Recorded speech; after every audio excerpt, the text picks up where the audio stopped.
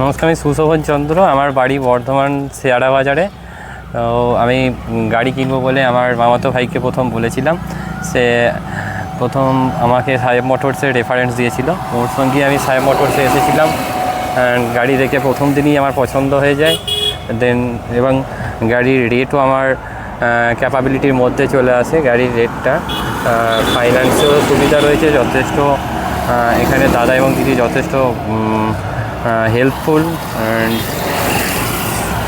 Overall সব কিছুই ভালো। কেমন পেয়েছেন? তো অবশ্যই সার্ভিস ঠিকঠাক পেয়েছেন? 100%। আমি অবশ্যই আমার ফ্রেন্ড সার্কেল কেউ যদি নিতে আকৃষ্ট হয়, আমি সাহেব মোটরসেরই রেফারেন্স করবো।